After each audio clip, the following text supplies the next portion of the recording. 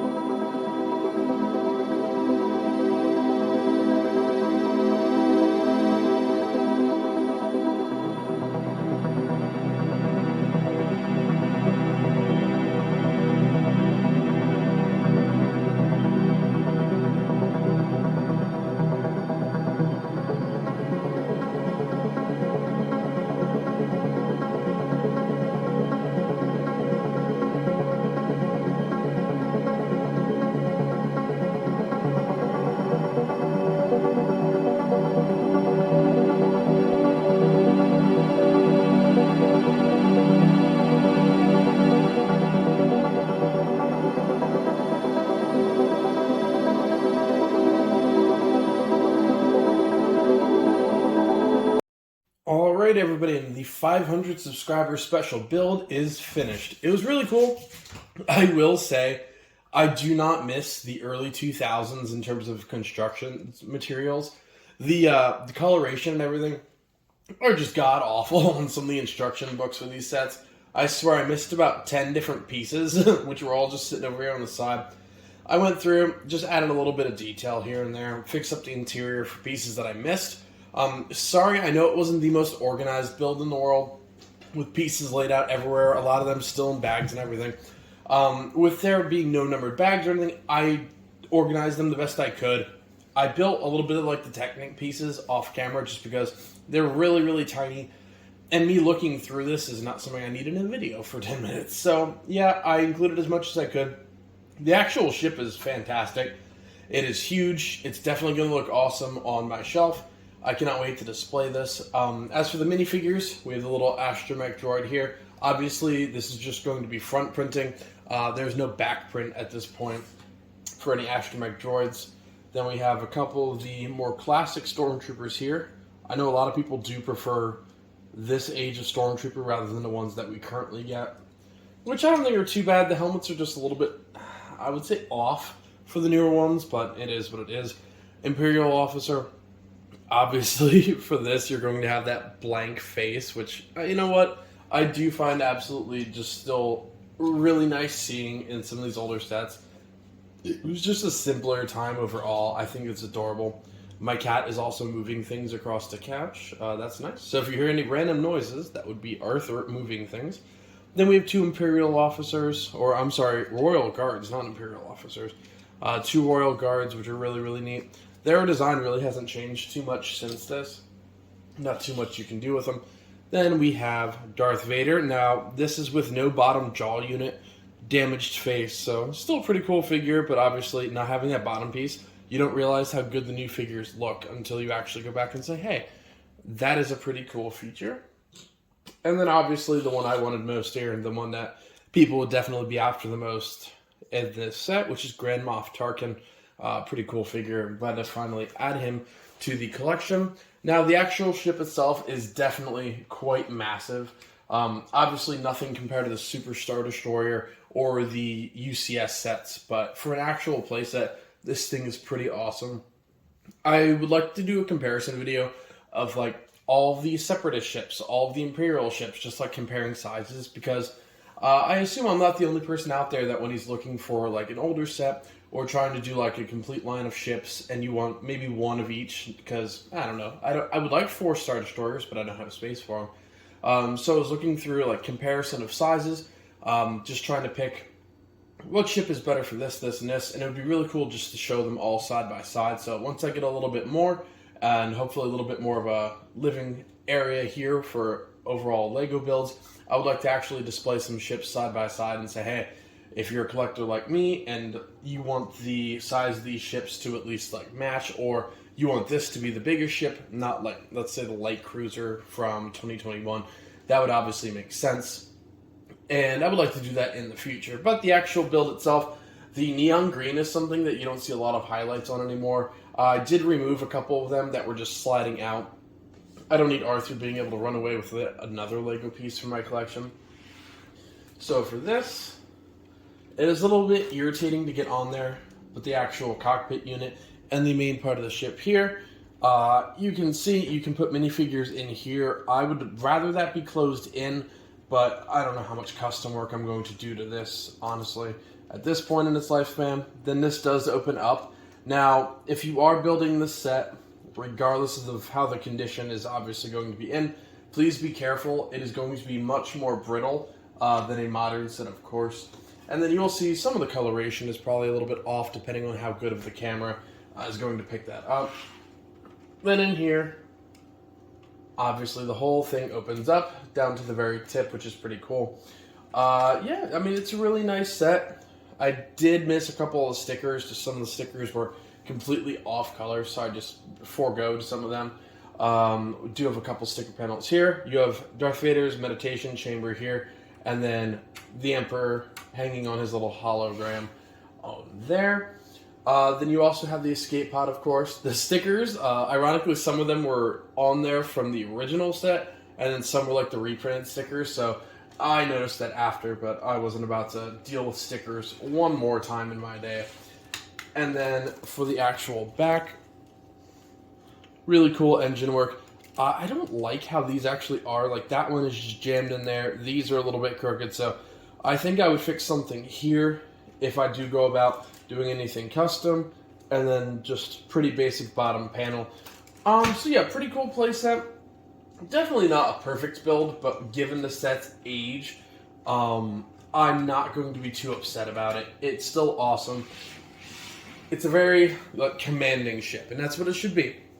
If you're going to go out for a Star Destroyer, you don't have a ton of options with LEGO, and I'm not counting the new Venator class, which is hopefully, realistically, still coming this year, and I'll bring more back that in a minute. But, I mean, this set is completely awesome. I absolutely love it. I've dreamed of having a Star Destroyer for a while. Like I said at the start of the video, you're pretty limited. You have 2 UCS sets, which are going to be 500 minimum, and that's probably missing some pieces. You have the counter to this, which is a little bit cheaper, but it is smaller, and at the end of the day, I think that ship actually does look nicer. A lot of these dark gray pieces I'm not a huge fan of, but it works, and honestly, like, it gives it a little bit of a different look. Instead of just being straight light gray, you have a little bit of darker accents, but I think it is still a fantastic set, and I wanted it to be a bigger set, not just looking a little bit more perfect. So yeah, that's what I went with this one here. I think that this is a really, really great set. The video here is going to be a little bit choppy. Some neighbor of mine is getting picked up, and whoever's picking them up has decided to just keep beeping and laying on their horn until I started this video back up. So yes, thank you, random person. I appreciate you laying on the horn as I try and close this video out. If you're not aware, the UCS set for Star Wars was just announced as well, and it is fantastic. It is the $650 version of the Venator class Star Destroyer from the Clone Wars saga, and that was my most asked for set of anything Star Wars related. So that is quite literally a dream come true for me and quite a bit of fans. And I've been looking at buying a Venator, especially instead of this. I was actually debating doing a Venator class, and the minute I was about to order this, the UCS set was leaked that it was most likely a Venator. And, you know, I'm good. I might get the other one still, I mean, maybe down the road, but saving up $650 for that, and possibly the $550 Avengers Tower, the modular unit, that was potentially leaked as well. That's more of like an in quotations set. It is not 100% guaranteed that the giant $550 set for Marvel is the Avengers Tower, but in my opinion, that's the only thing that would really make sense. So yeah, LEGO collectors are in for quite an amazing summer into winter series this year. Between both of those UCS sets alone, I mean, that's $1,100 to $1,200, not counting tax. So that right there is huge. We also have a new gunship coming, which is supposedly the Coruscant Guard, like a red style gunship. I wanted a classic one just because $300 plus dollars for an actual gunship is already tough. Now that we know we're not going to be getting another one, I think those sets might go up even more. So we'll see. I'll pick one up, don't get me wrong. I'm really excited to have another gunship. I think something unique is going to be extremely cool, but I wish it was more of the classic feel. Or, spoiler alert, slightly for The Mandalorian, I wish they would have done like the Mandalorian Coruscant chase. I think that would have been a cool addition as well. But we get what we get. And that UCS Star Destroyer, the Venator, is going to include, as of now, Admiral Yavin and the Phase 2 Captain Rex that we've all been begging for. I'll be interested to see if that actually brings the price of Captain Rex up, because everyone was assuming maybe the Swamp Speeder that's coming for like $30 was going to be $501st. And contain a Captain Rex, it is not. It is actually a 332nd battle pack, quote unquote. Admiral or Commander Vaughn, I believe, will be the clone commander in that series. But yeah, so that's what we're looking at a little bit for the actual end of the year stuff for Star Wars. And then, obviously, hopefully that Avengers Tower does come true. I look forward to building both of those and that taking up a lot of my bank account for a couple months. But yeah, LEGO's in really good shape right now. The summer wave, or the like mid-summer wave for Star Wars, I don't know how much I'm going to be getting. Everything's just okay, in my opinion. The Mandalorian sets are just alright.